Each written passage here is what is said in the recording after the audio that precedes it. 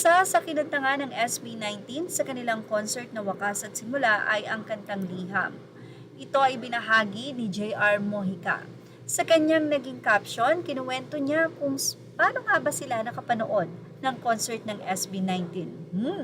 It all started with this comment and the rest is history. Morning pa lang nag-comment na si Madam na sasagutin niya ang ticket namin sa SB19. Then, maghanap lang kami ng seller. Di talaga ako naniniwala nung simula kasi sino ba naman kami nun? Hahaha. Very hesitant talaga kami dahil galing kaming swimming sa Los Baños, then 3 p.m. pauwi pa lang kami sa Taguig. Nung kinuwento ko sa anak ko bago kami umuwi from Los Baños, sabi niya, i-message ko na daw. Nahihiya talaga ako kasi sino ba naman kami? Hahaha, pero totoo pala talaga, wa. Thank you, Caps Madam Denise Lim for sponsoring 4 gold tickets of SB19 Wakas at Simula concert. Very grateful and blessed talaga kami dahil first time naming nakapanood ng SB19 concert. This is a very memorable experience for us as a family na makapanood ng concert ng SB19. It's a blast and SB19 never disappoints. Their live performance is very on point and napakagaling talaga ng vocals nila. Worth it ang pagod. Late birthday gift for me and graduation gift for my daughter sa Mojica. So, Mojica family is definitely an 18 family.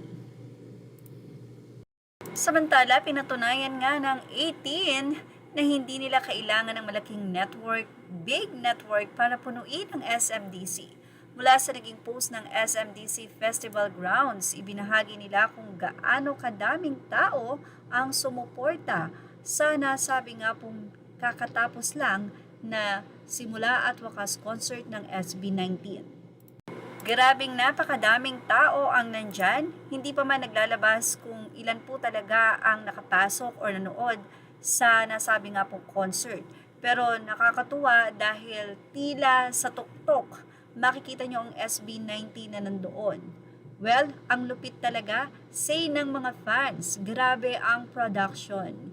Impeccable performances, production is superb, venue so organized. Well, ganyan po talaga nakilala ang SB19.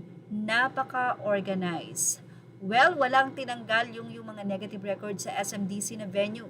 Iangas talaga, napakalupit, maiiyak ka sa saya. Imagine, unang live nila sa Facebook, only 3, pero ngayon, marami nang nagmamahal sa kanila. Well, tingnan nyo po, grabe ang talagang effort na ginawa ng SB19 para maging komportable ang bawat fans at napakaganda nga po daw, o sabi ng mga fans, napaka-organized po nung area. Thank you for watching. Images are all credit to the rightful owners. Please like, share, and subscribe.